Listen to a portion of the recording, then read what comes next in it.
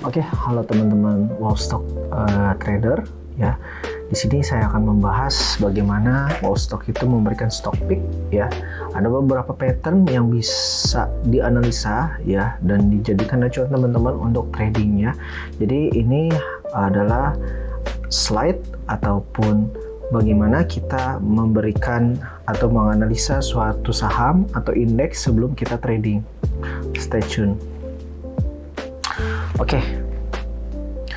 Yang pertama adalah bagaimana kita pertama kali memahami market global. Jadi kita harus memahami dulu bagaimana hari itu market berjalan, apakah komoditas apa yang bagus atau sektor apa yang bagus ataupun indeks apa yang mempengaruhi pada hari itu. Jadi kalau misalnya merah semua ya kalau lebih baik ya untuk tidak trading kayak gitu. Oke. Jadi karakteristik bandar LQ45 itu biasanya saham-saham LQ itu naik biasanya dalam satu hari itu hanya 1-5% per hari. Namun apabila ditunggangi oleh berita dia bisa naik 10-20% ya. Tergantung beritanya apa, mungkin akuisisi dan lain sebagainya, itu sangat mempengaruhi saham tersebut bisa mengalami kenaikan yang besar. Nah, bandar saham LQ45 biasanya asing ya, dia itu dan institusi. Jadi bandar LQ45 itu biasanya asing dan institusi, sehingga kita bisa lihat blocksum ya untuk bandar-bandar yang atau market maker atau yang biasa beli menggunakan broker asing ya. Dan trading saham liquid itu tidak terpengaruh sama bid over. Maksudnya teman-teman nggak perlu fokus sama bid yang tebal-tebal di atas, asal pola-polanya sudah sesuai dengan apa yang kita pelajari, nggak apa-apa, entry aja. Lanjutnya fokus pada chart ya. Pastinya kita harus memahami charting sama percentage di mana kita beli. Kalau kita udah beli di area 10% atau di area 5%, itu pastinya resikonya lebih tinggi dibanding kita membeli di 1-2% kayak gitu. Oke. Day trader ini hampir mirip dengan scalper ya. Jadi yang membedakannya adalah waktunya yang lebih harian, 1-3 hari. Selama dia chartnya masih oke, ya dia bakalan masih sesuai dengan rules yang biasa kita gunakan kayak gitu. Oke.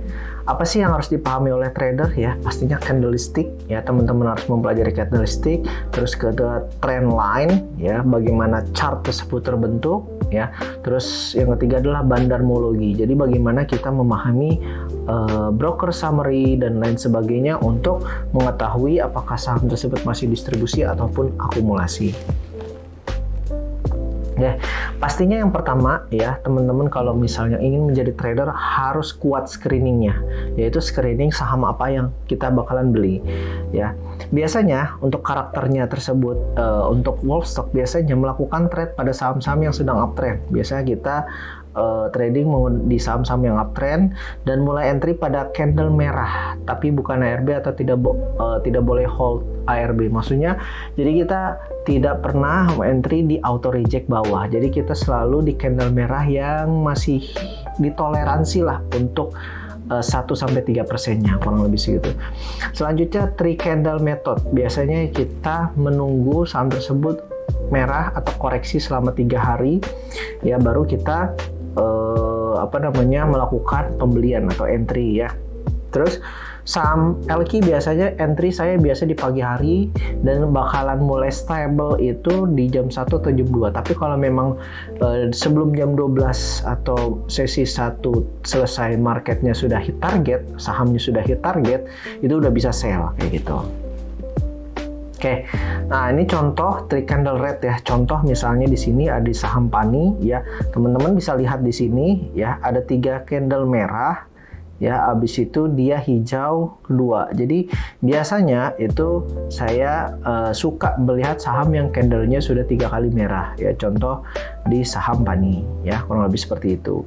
Nah selanjutnya ada di candle yang bahasanya saya biasa bilang pinen uptrend line, yaitu dia itu sedang uptrend line tapi masih koreksi terbatas, tidak ARB, dia kecil-kecil gitu. Awal buka mungkin akan ada penurunan tapi ditahan oleh market maker, jadi dia nggak bakalan turun sampai minus 5% gitu, ya. Itu biasanya kriteria yang saya pakai untuk entry harian atau daily trade. Dan entry-nya itu biasanya saya pas dia di candle merah. Jadi ketika dia di candle merah itu saya biasanya membeli saham tersebut. Oke. Contoh ya, ada di PTRO ya. Di sini teman-teman bisa lihat sebelum dia naik, sebelum dia ada naik tajam, tapi di candle-candle yang teman-teman bisa lihat di sini itu ada koreksi terbatas ya. Jadi itu yang saya biasa bilang non uptrend line, dia itu uptrend tapi dia koreksi terbatas. Biasa di posisi-posisi tersebut ya kita melakukan entry ya dengan pasang stop loss dan target yang sudah kita tentukan. Biasanya kalau kita pasang stop loss itu masih di area yang jangan sampai patah tren ya untuk saham tersebut kayak gitu. Nah, atau green after 30. Jadi biasanya kalau misalnya kita mau membeli saham-saham yang kemarinnya sudah hijau ya, ini pattern selanjutnya yaitu biasanya saya akan menunggu di jam 9.30. Biasanya saham tersebut udah mulai stable, yang dari mungkin koreksi merah dia mulai stabil lagi di atas. Nah, biasanya saham tersebut bisa kita untuk entry. Ya, contoh di sini ada BRMS. Ya, teman-teman bisa lihat ada 3 kali candle hijau ya atau 2 kali ya. Di saham-saham tersebut biasanya saya akan menunggu karena biasanya saham tersebut itu bakalan banyak yang jual karena candle sebelumnya yang hijau itu jual hari ini. Kayak gitu. Jadi kita menunggu mereka lebih distribusi dahulu, mungkin di setengah jam pertama mereka sudah selesai distribusinya baru kita entry kayak gitu. Oke. Nah, biasanya ada juga ya candle setengah tiang ya, belilah pada pagi hari dan pastikan open. Biasanya saya di situ akan menuliskan candle setengah tiang ya. Pastinya dia udah naik 10% tapi pas closing sore harinya dia sisa 3% atau 5% lah, atau 3% atau 2%. Nah, di situ biasanya ada potensi besok melanjutkan kenaikan. Jadi kalau misalnya saya rekomendasi saham tersebut candle sebelumnya itu merah ya, candle sebelumnya setengah tiang, berarti ada yang masuk ke pattern yang ini kayak gitu. Oke, ada juga kondisi break resistance. Adalah kondisi di mana suatu saham berpotensi membuat higher high yang baru dan resiko memang tinggi. Tetapi apabila diimbangi market yang bagus, dia akan memberikan profit yang mudah.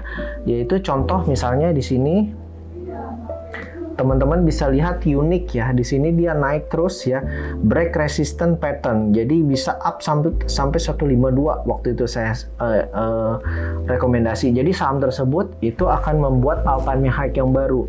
Memang resikonya tinggi, tapi kita bisa meminimalisir dengan lot yang kita sesuaikan atau lot yang aman. Atau contoh hari ini ada saya beli ADI ya, teman-teman bisa lihat ADI ya.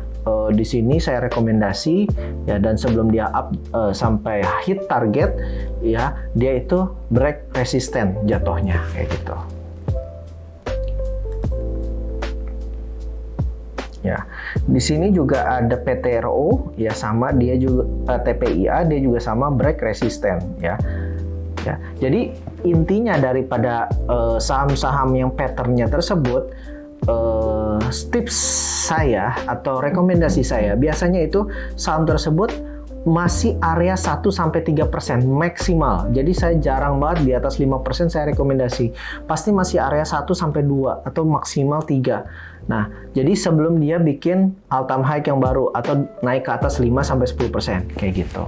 Ya, jadi ini poin intinya. Jadi kalau misalnya saya rekomendasi itu biasanya sahamnya 1-3%, itu masih di bawah kayak gitu. Bandarmologi.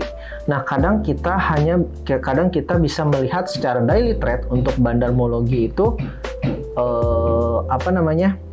dia itu biasanya menekan harga ya, teman-teman bisa lihat di sini. Ya, dia biasanya menekan harga ya, dia lotnya itu besar sendiri, jadi dia dia lotnya besar sendiri dibanding yang atas. Jadi ketika mereka sudah mendapatkan barang ya, dia bakalan lepas lotnya baru dia naikin lagi ke atas. Jadi kita bisa memanfaatkan momen tersebut untuk mengambil barang atau mengambil saham tersebut di harga bawah daripada lot tebal tersebut kayak gitu.